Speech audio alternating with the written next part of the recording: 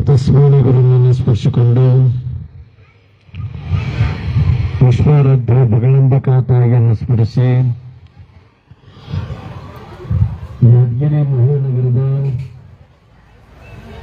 ಬಸವೇಶ್ವರ ಹರಿಯಾಣದಲ್ಲಿ ಪ್ರತಿಷ್ಠಾಪಿಸಲ್ಪಟ್ಟ ವೀರಾಂಜನೇಯ ಸ್ವಾಮಿ ಮಂದಿರ ಅವರ ಪ್ರಾಂಗಣದಲ್ಲಿ ವಿರಾಜಮಾನರಾಗಿರುವಂತಹ ನವಗ್ರಹ ದೇವತೆಗಳನ್ನ, ಗಣೇಶನನ್ನ, ನಂದೀಶನನ್ನ, ಆದಿಶಕ್ತಿ ಸ್ವರೂಪಿಯನ್ನ ಸ್ಮರಿಸುತ್ತಾ ಶ್ರಾವಣ ಮಾಸದ ಪ್ರಯುಕ್ತವಾಗಿ ಹಮ್ಮಿಕೊಂಡಂತ ಶ್ರಾವಣದ ಪೂಜಾ ಮಹೋತ್ಸವದ ಮುಕ್ತಾಯ ಸಮಾರಂಭ ಪ್ರಸ್ತುತ ನಿಮ್ಮೆಲ್ಲರ ಭಕ್ತಿಯ ದ್ಯೋತಕವಾಗಿ ನೆರವೇರಿಸಲ್ಪಡುವಂತಹ ಕಾಂಡದ ಪುಣ್ಯ ಪ್ರಸಂಗದಲ್ಲಿ ಆಗಮಿಸಿದಂಥ ಜನಪ್ರಿಯ ಶಾಸಕರು, ಸರಳ ಹೃದಯಗಳು ಆದಂಥ ಸನ್ಮಾನ್ಯ ಶ್ರೀ ಚನ್ನಾರೆಡ್ಡಿಗೌಡ ಪಾಟೀಲ್ ತುನ್ನೂರ್ ಅವರಿಗೂ, ರಾಜಕೀಯ ಮುಖಂಡರು, ಸಾಮಾಜಿಕ ಧಾರ್ಮಿಕ ಮುಖಂಡರು ಆದಂಥ ರಾಚನಗೌಡ ಮುದ್ನಾಳ್ರವರಿಗೂ, ಗಂಜ ವ್ಯಾಪಾರಿ ಸಂಘಗಳ ಅಧ್ಯಕ್ಷರಾದಂಥ ಮೌಲಾಲಿ ಹಂಪೂರ್ ಅವರಿಗೂ, ವ್ಯಾಪಾರಿ ಸಂಘದ ಮತ್ತ ಹಮಾಲರ ಸಂಘದ ಅಧ್ಯಕ್ಷರಿಗೂ, ವೃತ್ತಿಪರ ಕಾರ್ಯಕರ್ತರಿಗೂ, ಪತ್ರಿಕಾ ಮಾಧ್ಯಮದವರಿಗೂ, ವೇದಿಕೆ ಮೇಲೆ ಉಪಸ್ಥಿತರಿರುವಂತಹ ಗಣ್ಯಮಾನ್ಯರಿಗೂ, ನಗರಾಭಿವೃದ್ಧಿ ಪ್ರಾಧಿಕಾರದ ಸದಸ್ಯರಾದಂತಹ ವಿಶ್ವನಾಥ ಕೂರಿಶೆಟ್ಟಿ ಅವರಿಗೂ, ಮತ್ತು ವೀರಾಂಜನೇಯ ಸ್ವಾಮಿ ಮಂದಿರದ ಅಧ್ಯಕ್ಷರಾದಂಥ ಮಲ್ಲಿಕಾರ್ಜುನ ರೆಡ್ಡಿಗೌಡ ಬಿಳ್ಳಾರ್ ಅವರಿಗೂ, ನಮ್ಮ ಸಿದ್ದರಾಮ ರೆಡ್ಡಿ ಅವರಿಗೂ, ಅವರಿವರನ್ನದೇ ಈ ಪುಣ್ಯ ಕಾರ್ಯಕ್ಕೆ ಕೈಗೂಡಿಸಿದಂಥ ಎಲ್ಲ ಸದ್ಭಕ್ತರಿಗೂ, ಪಾಲ್ಗೊಂಡಂಥ ಎಲ್ಲ ಶರಣ ಶರಣೀಯರ ಅಂತರಾತ್ಮದಲ್ಲಿ ವಿರಾಜಮಾನರಾಗಿರೋ ನಿಮ್ಮೆಲ್ಲರ ಆರಾಧ್ಯ ದೇವನಿಗೆ ಶರಣಾರ್ಥಿಗಳು. ಅರ್ಧರಾತ್ರಿಯಲ್ಲಿ ಎದ್ದೋದವರೆಲ್ಲ ಗೌತಮ್ ಬುದ್ಧರಾಗೋರಿನಯ್ಯ, ಸನ್ಯಾಸ ಸ್ವೀಕರಿಸಿದವರೆಲ್ಲ ಶಂಕರಾಚಾರ್ಯರಾಗೋರಿನಯ್ಯ, ಉಪನಯನವನ್ನು ನಿರಾಕರಿಸಿದವರೆಲ್ಲ ಬಸವಣ್ಣನವರಾಗೋರಿನಯ್ಯ, ಶಾಸನ ಉಲ್ಲಂಘಿಸಿದವರೆಲ್ಲ ಗಾಂಧೀಜಿಯವರಾಗುವರೇನಯ್ಯ, ಅಧಿಕಾರವನ್ನು ನಿರಾಕರಿಸಿದವರೆಲ್ಲ ಅಥಣಿಯ ಶಿವಗಳಾಗುವರೇನಯ್ಯ, ದಿಗಂಬರತ್ವ ಪಡೆದವರೆಲ್ಲ ಸದ್ಗುರು ವಿಶ್ವಾರಾಧ್ಯರಾಗುವರೇನೆ ಸ್ವತಂತ್ರ ಧೀರ ಸಿದ್ದೇಶ್ವರ, ನಿನ್ನ ಹೆಸರುಳ್ಳವರೆಲ್ಲ ನೀನಾಗುವರೇನಯ್ಯ. ಸುಮಾರು ವರ್ಷಗಳಿಂದ ಸಂಸ್ಥಾಪಿಸಲ್ಪಟ್ಟಂತ ವೀರಾಂಜನೇಯ ಸ್ವಾಮಿ ಮಂದಿರದ ಇವತ್ತು ಮುಕ್ತಾಯ ಸಮಾರಂಭ ನಿಮ್ಮೆಲ್ಲರ ಭಕ್ತಿ ಭಾವ ಶ್ರದ್ಧೆಗಳ ದ್ಯೋತಕವಾಗಿ ನಮ್ಮ ಅರ್ಚಕರು ಹೇಳಿದಂತೆ ಮುಂಜಾನೆ ನಡೆದು ಇಲ್ಲಿವರೆಗೂ ಕೂಡ ಧಾರ್ಮಿಕ ಕಾರ್ಯಕ್ರಮಗಳನ್ನು ನಡೆಸಿಕೊಂಡು ಬಂದು ಇವತ್ತು ಮಹಾಪ್ರಸಾದದೊಂದಿಗೆ ಶ್ರಾವಣ ಮಾಸದ ಕಾರ್ಯಕ್ರಮಗಳು ಮುಕ್ತಾಯ ಆಗತಕ್ಕಂಥದ್ದಾಗ್ತದೆ. ಮನುಷ್ಯನಿಗೆ ಧರ್ಮಾಚರಣೆ ಅನ್ನತಕ್ಕಂಥದ್ದು ಬೇಕು. ಧರ್ಮಾಚರಣೆ ಅನ್ನುವಂಥದ್ದು ಮನುಷ್ಯನ ಅವಿಭಾಜ್ಯ ಅಂಗ. ಅದನ್ನು ಅಳವಡಿಸಿಕೊಳ್ಳದಿದ್ದರೆ ಮನುಷ್ಯನ ಬದುಕು ಅಪೂರ್ಣ ಆಗ್ತದೆ ತಿಳ್ಕೊಂಡು ಹೇಳತಕ್ಕಂಥವ್ರು ಆಗ್ತಾರೆ. ಆ ದಿಶೆಯಲ್ಲಿ ನಾವೆಷ್ಟು ವ್ಯವಹಾರ ಮಾಡಿದ್ರು ಕೂಡ, ನಾವೆಷ್ಟು ವ್ಯಾಪಾರ ಮಾಡಿದ್ರು ಕೂಡ ವರ್ಷದಲ್ಲಿ ಎಲ್ಲಾ ದಿನಗಳು ಮಾಡತಕ್ಕಂಥ ವ್ಯಾಪಾರ ನಮಗಾಗಿ, ನಮ್ಮ ಸಂಸಾರಕ್ಕಾಗಿ, ನಮ್ಮ ಬದುಕಿಗಾಗಿ, ನಮ್ಮ ಜೀವನಕ್ಕಾಗಿ ಅಂತ ತಿಳ್ಕೊಂಡು ಮಾಡ್ಕೊಂತೀರಿ. ಆದ್ರೆ ಒಂದು ದಿನದ ಶ್ರಾವಣ ಎಲ್ಲರೂ ಈ ಕಡೆ ಗಾಡಿ ನೋಡ್ಕೊಂತ, ಪ್ರಸಾದ ಮಾಡ್ಕೊಂತ, ಪೂಜಾ ಪಾಠ ಮಾಡ್ಕೊಂತ, ಕೊನೆಯದಾಗಿ ಇವತ್ತು ಬಹಳ ವೈಶಿಷ್ಟ್ಯಪೂರ್ಣವಾದಂಥ ದಿನ ಅಂದ್ರೆ ಪ್ರತಿ ವರ್ಷನೂ ಕೂಡ ಶನಿವಾರ ಮಾಡ್ತಿದ್ರು ಇದನ್ನ. ಆದ್ರೆ ಈ ವರ್ಷ ಬಹಳ ಐಡಿಯಾ ಮಾಡಿ ಮಂಗಳವಾರ ಹಾಕಿರಿ. ಯಾಕಂತಂದ್ರೆ ಎಲ್ಲಾ ರೈತರು ಬೇರೆ ಬೇರೆ ದಿನಗಳಲ್ಲಿ ಬಂದು ಹೋಗೋದಕ್ಕಿಂತ ಮಂಗಳವಾರ ದಿವಸ ಬಹಳ ಬರ್ತಾರ. ಶನಿವಾರ ದಿವಸ ಬಹಳ ಮಂದಿ ಬಂದು ಉಣ್ತಾರೋ ಏನೋ ಗೊತ್ತಿಲ್ಲ. ಮಂಗಳವಾರ ದಿನ ಬಂದು, ಸಂತಿ ದಿನ ಬಂದು ಅದ್ರಾಗ ನಮ್ಮ ಸಂತಿ ಮಾಡಿಕೊಂಡ್ರೆ ಎಲ್ಲರೂ ಉಂಡಂಗ ಆಗ್ತದೆ, ನಮಗೆ ತೃಪ್ತಿ ಆಗ್ತಂತ ತಿಳ್ಕೊಂಡು ಮಂಗಳವಾರ ದಿನ ಇಟ್ಕೊಂಡಿದ್ರೆ ಇದು ಬಹಳ ಸ್ತುತ್ತಾರೆ. ಯಾಕಂತಂದ್ರೆ ಕರೆ ಇವತ್ತು ಹಣಮಂದಿಯವರ ಉಂಡಂಗಾಯ್ತು. ಇವತ್ತು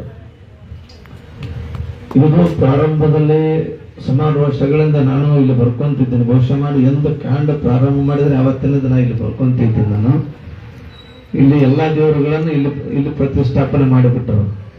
ಇದು ಹೆಂಗ್ ಮಾಡ್ಯಾರ ಅಂತಂದ್ರೆ, ಇದು ಅದೇನು ಸೂಪರ್ ಮಾರ್ಕೆಟ್ ಅಂತಾರಲ್ಲ, ಸೂಪರ್ ಮಾರ್ಕೆಟ್ನಾಗ ಒಂದು ಕಿರಾಣಿ ಅಂಗಡಿಗೆ ಹೋದ್ರೆ ಒಂದೇ ಸಿಗ್ತದೆ. ಅದ ಬಂಗಾರದ ಅಂಗಡಿ ಹೋದ್ರೆ ಬಂಗಾರ ಸಿಗ್ತದಲ್ಲಿ, ತಾನಾಜಿ ಅಂಗಡಿಗೆ ಹೋದ್ರೆ ಬಂಗಾರದ ಸಾಮಾನುಗಳಷ್ಟೇ ಸಿಗ್ತಿರ್ತಾವ. ಮತ್ತೊಂದು ಅಂಗಡಿಗೆ ಹೋದ್ರೆ, ಬಾಗಲಕೋಟೆ ಅಂಗಡಿಗೆ ಹೋದ್ರೆ ಕಿರಾಣಿನೇ ಸಿಗ್ತವೆ. ಗಂಜಿನಾಗ ಹೋದ್ರೆ ಕಾಳ ಕಡಿ ಮತ್ತೊಂದು ಬೇಕಾದದ್ದು ನಮ್ಮ ಮನೆಯಾಗ ತೊಂದರೆ ಅದಪ್ಪ ಅಂದ್ರೆ ಸಾಲ ಸಮದ ಏನು ಕೈಗಡ ಮತ್ತೊಂದು ಹೋಗೋದಂತ ಸಿಗುವಂಥದ್ದು ಆಗ್ತದೆ. ಎಲ್ಲ ಸಿಗ್ಬೇಕಾದ್ರೆ ಸೂಪರ್ ಮಾರ್ಕೆಟ್ ಹೋಗ್ಬೇಕಂತ. ಹಂಗ ಅಲ್ಲಿ ಹೋಗೋದು ಬೇಡ, ಬಂದಂಥವ್ರಿಗೆ ಒಂದೇ ಕಡೆ ವ್ಯಾಪಾರ ಆಗ್ಬೇಕು, ಒಂದೇ ಕಡೆ ದರ್ಶನ ಆಗ್ಬೇಕಂತ ತಿಳ್ಕೊಂಡು ಈ ಹಣಮಂದಿರ ಸಂಘಟ ಎಲ್ಲ ದೇವರುಗಳನ್ನು ಇಲ್ಲೇ ಕುಂದ್ರಿಸಿ ಇದೊಂದು ಸೂಪರ್ ಮಾರ್ಕೆಟ್ ಮಾಡಿದಂಗೆ ಮಾಡಿಬಿಟ್ರೆ ಅದು ಮೊದಲು ಅದಕ್ಕೆ ಪುಣ್ಯ ಬರಲಿ ಅಂತ ತಿಳ್ಕೊಂಡು ನಾನು ಅನ್ಸ್ಕೊಳ್ತೇವೆ. ಆ ಒಂದು ದಿಶೆಯಲ್ಲಿ ಇವತ್ತು ಏನಾದ್ರೂ ಅನಿಷ್ಟತೆಗಳ ಕಷ್ಟ ಕಾರ್ಪಣ್ಯಗಳ ಬಂದ್ರೆ ದೇವರ ಮೊರೆ ಹೋಗಬೇಕಂತ ತಿಳ್ಕೊಂಡು ಧಾರ್ಮಿಕ ಪದ್ಧತಿಯಲ್ಲಿ ನಾವು ನೀವೆಲ್ಲರೂ ಕೂಡ ಉಳಿಸಿಕೊಳ್ಳತಕ್ಕಂಥವ್ರು ಆಗ್ತೀವಿ.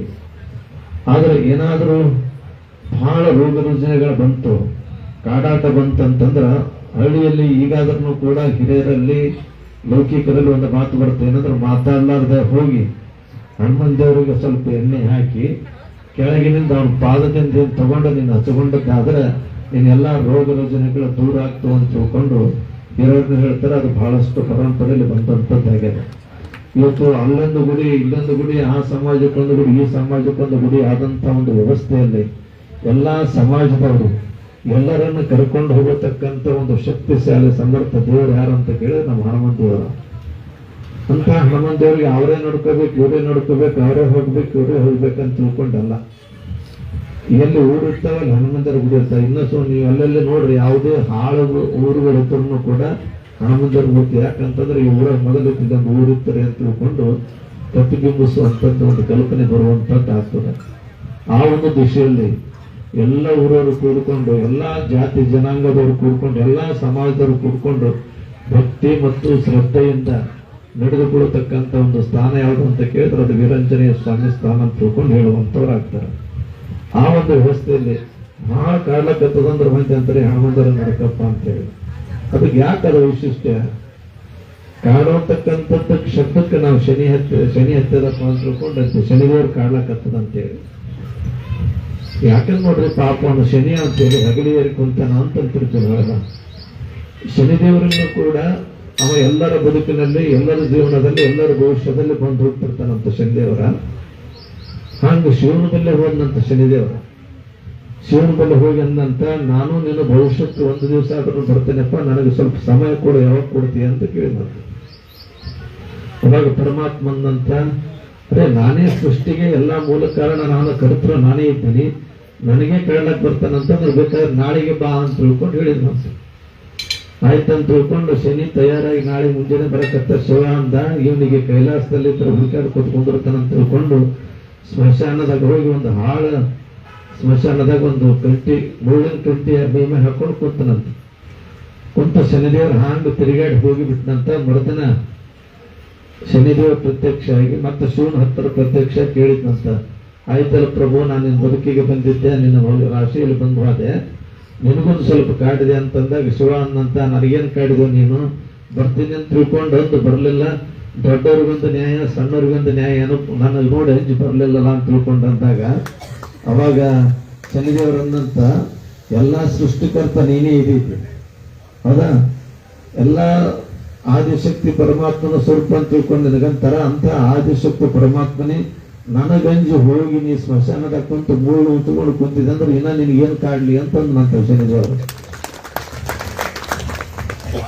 ಆಯ್ತಪ್ಪ, ನನಗೇನು ಗೊತ್ತು ಮರ, ನಾ ಸುಮ್ಮ ಹೋಗಂಗ್ ಹೋದ್ರೆ, ನೀ ಸುಮ್ಮ ಹೋಗಂಗ್ ಹೋದ್ರೆ ಅಲ್ಲೇನ ಕಾಡಿದೆ ಅನ್ನಂತಂದಂತವ.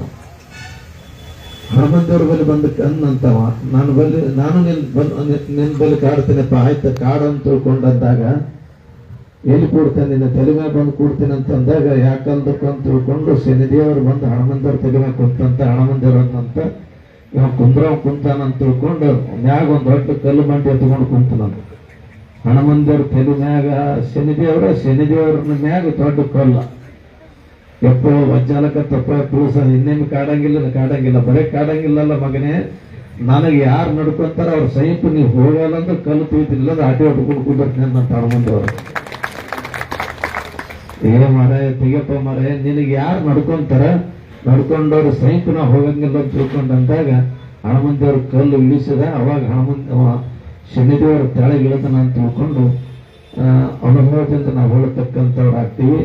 ಆ ಒಂದು ವಿಚಾರದಲ್ಲಿ ಆ ಹನುಮಂತ ದೇವ್ರನ್ನ ಮುಂದಿಟ್ಟುಕೊಂಡು ಗಂಜಿನಲ್ಲಿ ಬರತಕ್ಕಂಥ ಪ್ರತಿಯೊಬ್ಬ ನಾಗರಿಕರು, ಪ್ರತಿಯೊಬ್ಬ ನಮ್ಮ ಭಾಗದ ಜನತೆಗೆ ಒಳ್ಳೆಯದಾಗಲಿ, ಅವರ ಕಷ್ಟ ಕಾರ್ಪಣ್ಯಗಳು ದೂರ ಆಗಲಿ, ಅನಿಷ್ಟತೆಗಳನ್ನು ದೂರ ಆಗಲಿ ಅನ್ನತಕ್ಕಂಥ ಒಂದು ಮನೋಭಿಲಾಷೆಗಳನ್ನು ಇಟ್ಟುಕೊಂಡು ಆತನ ಹೆಸರಿನಿಂದ ಒಂದು ಮಂದಿರವನ್ನು ಸಂಸ್ಥಾಪಿಸಿ ಪ್ರತಿ ವರ್ಷನೂ ಕೂಡ ಅನೇಕ ಧಾರ್ಮಿಕ ಆಚರಣೆಗಳನ್ನು ಮಾಡ್ಕೊಂತ ಘೋಷ ಮಾಡಿ ಇಲ್ಲಿ ಗಂಜಿಗೆ ಬಂದಂಥವ್ರು ಯಾರಿಗಾದ್ರೂ ಕೂಡ ಆಸ್ತಿಕ ಭಾವದಿಂದ ಇದ್ದಂಥವ್ರು ಸ್ವಲ್ಪ ಹೋಗಿ ಕೂತು ಇನ್ನ ವ್ಯಾಪಾರ ಲೇಟ್ ಇದ್ದಂಗೆ ಅದಪ್ಪ ಈ ಕಡೆ ಬೀಟ್ ಲೇಟ್ ಆಗಂಗೆ ಕಾಣಿಸ್ತದ, ನಮ್ಮ ಅಂಗಡಿಗಿನ ಯಾವಾಗ ಖರೀದಾರ ಬರ್ತಾರೆ ನಾವು ಹೋಗಿ ಕುಂತು ಬರ್ಬೇಕಂದ್ರೆ ಎಲ್ಲಿ ಜಾಗ ಅಂತ ತಿಳ್ಕೊಂಡು ಕೇಳಿದ್ರೆ ಇದೊಂದು ಬಂದಂತ ರೈತರಿಗೆ ಒಂದು ಐದು ಇದ್ದಂಗೆ ಬಂದು ಆರಾಮ್ ರೆಸ್ಟ್ ಮಾಡ್ಲಕ್ ಕುಂತು ಹೋಗಂತ ಒಂದು ಶಾಂತಿ ಸ್ಥಾನ ಇದ್ದಂಗ ಅಂತ ಒಂದು ಸ್ಥಾನವನ್ನ ಬರೀ ನಿರ್ಮಾಣ ಮಾಡತಕ್ಕಂಥದ್ದು ಅಷ್ಟೇ ಅಲ್ಲ, ಅದು ತನ್ನ ಅಚ್ಚುಕಟ್ಟತನದಿಂದ ಆಯ್ತಪ್ಪ ಶ್ರಾವಣಕ್ಕೆ ಬಂದೆವು ನಾವು ನಮಸ್ಕಾರ ಮಾಡಿದೆವು ಪ್ರಸಾದ ತಗೊಂಡು ಹೋಗಿ ಹಾಕೊಂಡು ಅನ್ನೋತಕ್ಕಂಥದ್ದೆಲ್ಲ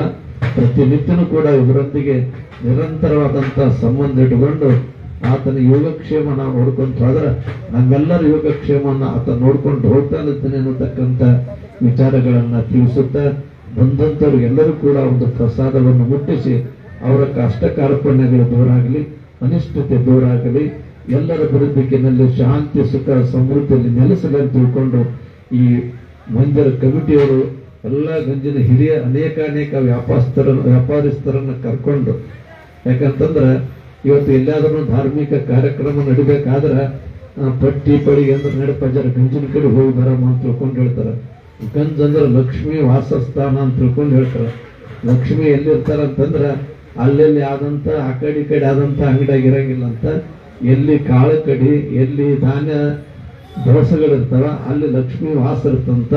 ಅಂತ ಲಕ್ಷ್ಮಿ ವಾಸ ಇರತಕ್ಕಂತ ಗಂಜಿನಲ್ಲಿ ಇಂಥ ಒಂದು ಧಾರ್ಮಿಕ ಕಾರ್ಯಕ್ರಮ ಮಾಡಕತ್ತಿರಲ್ಲ, ಅದು ಬಹಳ ಶ್ಲಾಘನೀಯವಾದಂಥದ್ದು. ಅದು ನಿರಂತರವಾಗಿ ನಡೆದುಕೊಳ್ತಕ್ಕಂಥವ್ರಿಗೂ ಆ ಸೇವಾ ಭಾಗಿಯಾಗಿ ದುಡಿತಕ್ಕಂಥವ್ರಿಗೂ ವೀರಾಂಜನೇಯ ಸ್ವಾಮಿ ಎಲ್ಲಾ ದೇವಾನುದೇವತೆಗಳ ಕೃಪಾಶೀರ್ವಾದ, ವಿಶ್ವಾರಾಧ್ಯರ ಕೃಪಾಶೀರ್ವಾದ ಗಂಜಿಗೂ ಇರಲಿ ಮತ್ತು ಸೇವಾ ಮನೋಭಾವನೆಯಿಂದ ಮಾಡತಕ್ಕಂಥ ಕಮಿಟಿಯವರು ಇರಲಿ ಅನ್ನತಕ್ಕಂಥ ವಿಚಾರವನ್ನು ಕೇಳಿಸುತ್ತಾ ಈ ಒಂದು ಸಂದರ್ಭದಲ್ಲಿ ಉಪಸ್ಥಿತರಿರುವಂತ ಎಲ್ಲರಿಗೂ ವಿಶ್ವಾರಾಧ್ಯರು, ಬಗಲಾಂಬಿಕಾ ತಾಯಿ, ವೀರಾಂಜನೇಯ ಸ್ವಾಮಿ ಆಯುಷ್ಯ ಆರೋಗ್ಯ ಸಕಲ ಸಂಪತ್ತೆಲ್ಲವನ್ನೂ ಕೂಡ ಕೊಟ್ಟು ಕರುಣಿಸಿ ಕಾಪಾಡಲಿ ಅಂತ ತಿಳ್ಕೊಂಡು ನಿಮ್ಮೆಲ್ಲರ ವತಿಯಿಂದ ಆ ಪುಣ್ಯಾತ್ಮರಲ್ಲಿ ಪ್ರಾರ್ಥಿಸಿಕೊಂಡು ನನ್ನ ವಿಷಯಕ್ಕೆ ಮಂಗಲ ಕೋರುವೆ.